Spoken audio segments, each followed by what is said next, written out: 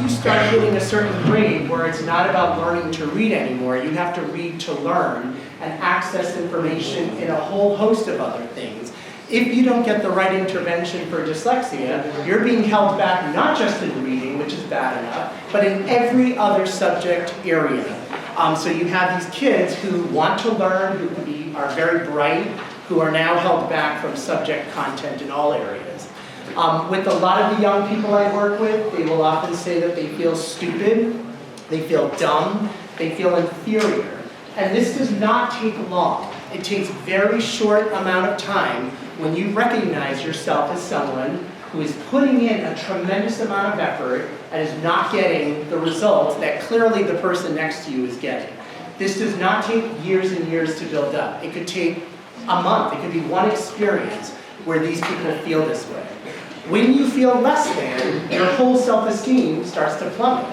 Not just in your self-esteem as a student, but your self-esteem globally. You start to see yourself as an ineffective person.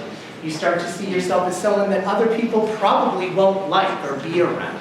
So these are individuals who can become socially isolated very quickly. One, because I don't want to be close to people because I don't want them to discover how stupid I am.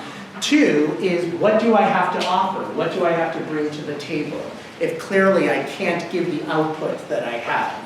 These kids are high targets of being bullied or are often vulnerable to being the bully.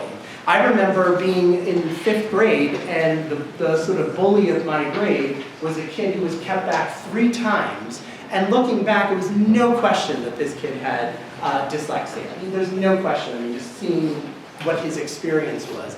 But these are kids who not only become targets for that, but because they feel inferior, are individuals who sort of accept that kind of treatment because they feel, well, if I am less than, this is what I deserve. And this is what patients have told me. Kids as young as 7 and 8 who believe that they deserve that kind of treatment. Stress. I mean, imagine going to work every day feeling like, okay, no matter what I do, no matter what I say, my boss is going to tell me I'm not doing a good job. I have to probably work twice, if not 10 times harder than the person next to me, and I'm going to probably get only half the output. I probably could be fired any day now. How many of you would gladly go to work every day? It would be really, really stressful. So it's not uncommon for these kids to have somatic complaints, stomach aches, migraine headaches. I worked with a kid at 9 who also was beginning to develop an ulcer because of the stress of going to school. This is a 9-year-old. No one should be developing an ulcer, but particularly someone that young.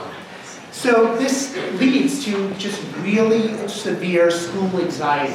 So I've worked with kids who absolutely refuse going to school. And the longer you are out of school, the harder it becomes to get back into it.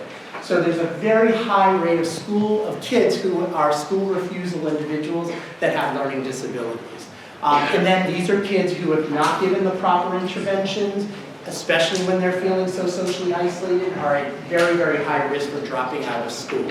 And then later developing, and there are really pessimistic statistics of our prison system and juvenile detentions and the high prevalence of learning disabilities in those populations.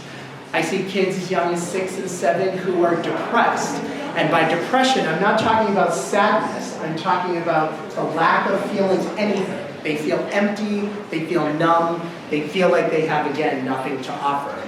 They have this learned helpless feeling, which refers to when we have, in a sense, the tools to affect change, but we don't recognize that we have those tools, so we really are inert. We do nothing. We're inactive. You start to see this again very, very quickly.